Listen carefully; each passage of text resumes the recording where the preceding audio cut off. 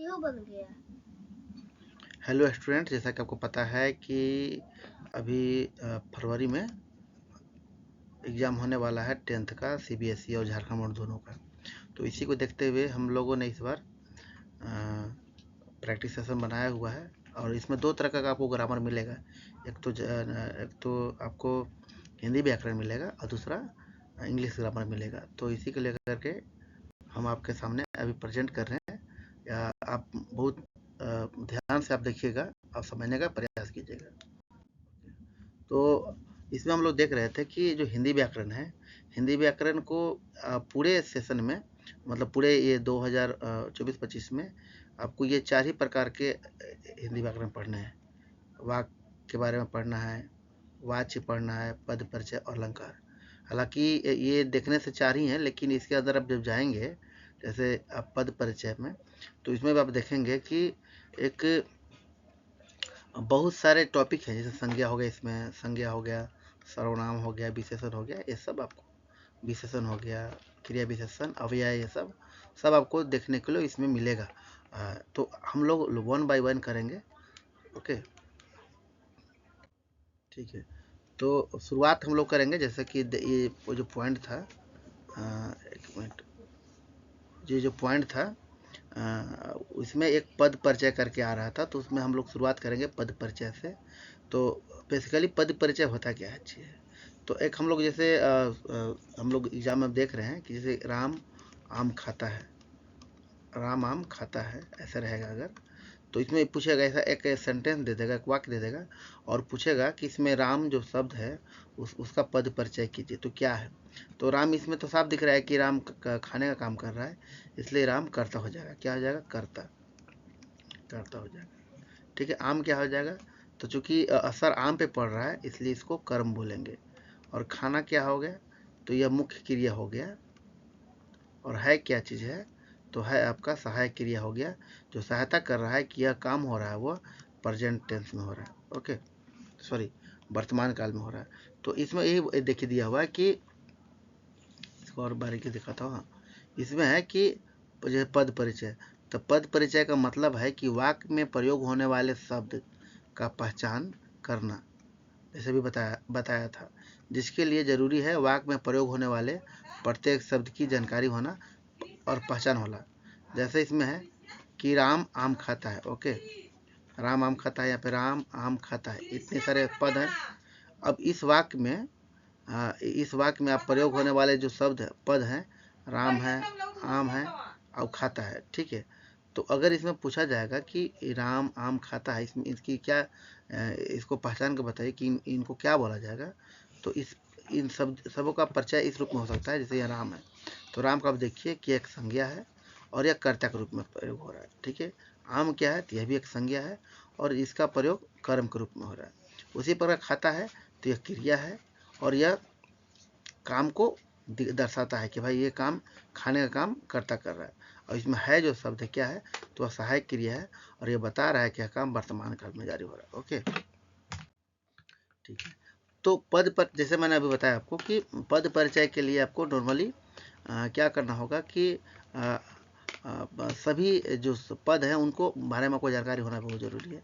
तो इस हिसाब से जो पद परिचय के लिए आपको इतनी चीज़ों को जानना बहुत ज़रूरी है। संज्ञा, सर्वनाम, क्रिया, अव्यय, काल, कारक, विशेषण, वचन और लिंग। ओके, इसको हम लोग बारी बारी से पढ़ेंगे। शुरुआत करते हैं सबसे अच्छा, सबसे छोटा पॉइंट से, वर्ब से, क्रिया से। तो एक मिनट, तो सबसे छोटा पॉइंट से हम लोग स्टार्ट करते हैं क्रिया से। क्रिया में इसका परिभाषा ये है कि दुनिया में कुछ भी चीज़ अगर काम होते दिखे या करना होना पाया जाए, ये दिख रहा हूँ मैं आपको, करना या होना पाया जाता है, तो वह क्रिया कहलाता है। जैसे पढ़ना हो गया, घूमना हो गया, चमकना हो गया। जैसे दांत चमकता है, तो भाई वो भी तो चमकते हुए दिखाई दे रहा है ना, तो वो भी तो काम ही हुआ। तो दुनिया में कोई भी चीज़ जो अगर होते दिखेगा, तो वह क्या हो जाएगा?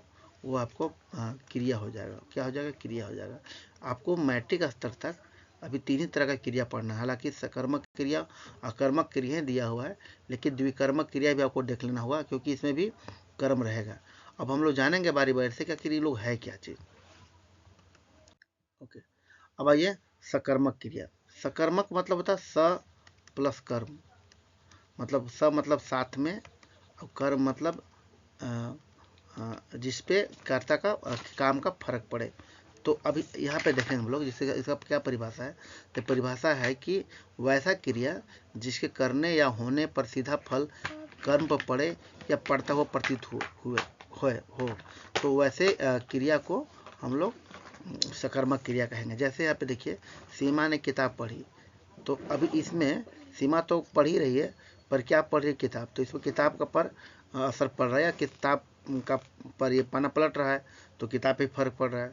राजू ने एक सुंदर चित्र बनाया, तो राजू ने क्या बनाया? तो चित्र बनाया। तो अब चित्र यहाँ पे चित्र पे फर्क पड़ रहा है, चित्र का बन निकल के क्या आ रहा है? चित्र निकल के आ रहा है, तो इसमें फर्क पड़ रहा है। उसी प्रकार से आप देखिएगा कि सोनू ने मिठाई खाई, तो क्या खाया? मिठाई खाया। तो इस तरह से मिठाई यहाँ पे दिख रहा है कि भाई मिठाई पे फर्क पड़ रहा है, इसलिए अब यहाँ पर खाने वाला जो क्रिया कहलाएगा वह हो जाएगा आपका सकर्मक क्रिया। ठीक है, आगे आते हैं। अब इसका जस्ट उल्टा है अकर्मक क्रिया। अकर्मक माने जिसमें कर्म नहीं हुआ। इसका मतलब यह हुआ कि वैसा क्रिया जिसके करने या होने का सीधा फल कर्ता पर पड़े, वैसे अकर्मक क्रिया कहलाता है। जैसे राम सोता है, तो अगर आप इसमें अगर पूछ दिया जाए कि राम क्या करता है, राम क्या सोता है, तो इसका तो जवाब नहीं है। इस वाक्य में आप इसका कोई कर्म नहीं है। पक्षी उड़ रही है, ठीक है, तो उड़ने का फर्क किसे पड़ रहा है? फल पक्षी पड़ रहा है। बच्चे खेल रहे हैं, तो बच्चे पर डायरेक्ट फल पड़ रहा है। इसमें नदी बहती है, तो यहाँ पे बहने का डायरेक्ट फर्क नदी पर पड़ रहा है। सूरज चमकता है, तो चमकने का डायरेक्ट प्रभाव किसे पड़ रहा है? सूरज पर पड़ रहा है। तो इस हिसाब से देख रहे हैं कि अकर्मक क्रिया में कर्म नहीं होता है। अब लगे इसमें एक और चीज देख लीजिए, एक हो गया द्विकर्मक क्रिया। द्विकर्म मतलब दो क्रिया, सॉरी दो कर्म, क्या? दो कर्म मतलब को वैसा क्रिया जिसमें वैसा जो दो कर्मों के लिए दो कर्मों के साथ खड़ा है। जैसे कि इसमें देख रहा हूँ मैं, राजू ने नीता को किताब दी, तो यह देने वाला तो एक क्रिया हो गया, लेकिन इसमें दो तरह का आपको मिल रहा है, एक तो नीता और दूसरा किताब। तो नीता और किताब, ठीक है। इसमें सोनू ने बच्चों को कहानी सुनाई, तो कहानी और बच्चा यहाँ पे दो तरह का ये कर्म हुआ, ठीक है। आगे अगर बनाना हो कि सकर्मक, अकर्मक और द्विकर्मक क्रिया में पहचान करना हो, तो कैसे पहचान होगी? तो उसके लिए कुछ ये एक नॉर्मल आपको सबको जान लेना चाहिए कि क्या और किसको, ये दो चीज़ हम लगाएंगे क्रिया के ऊपर, पूछेंगे क्रिया के ऊपर। अगर क्रिया का जवाब अगर मिल गया ये दोनों शब्दों का, मतलब दोनों प्रश्नों का, तो हम उसको मान लेंगे कि वह सकारात्मक क्रिया होगा। जैसे यहाँ पे अगर देखते हैं, राम ने अपने दोस्त को किताब दी, तो इसमें पूछेंगे कि देने वाला ये जो दिया, तो क्या दिया? तो बोलेंगे किताब। हाँ, तो यह हो जाएगा सकारात्मक क्रिया। इसमें आ जाएगा पक्षी आसमान में उड़ रहे हैं, तब पक्षी क्या उड़ रहे हैं या किसको उड़ रहे हैं, तो पता तो नहीं चल रहा है, तो यह हो जाएगा तुम आपका अकर्मक क्रिया हो जाएगा। शिक्षक बच्चों को गणित सिखा रहे हैं, तो अगर क्या सिखा रहे हैं? तो गणित, तो सकर्मक क्रिया हो जाएगा। राम ने अपने माँ के लिए एक स्वेटर बुना, तो क्या बुना? तो स्वेटर बुना, तो एक सकर्मक क्रिया हो जाएगा। ओके, इसी प्रकार से चीज़ें बड़ी आसान है, आप आसानी से बना सकते हैं।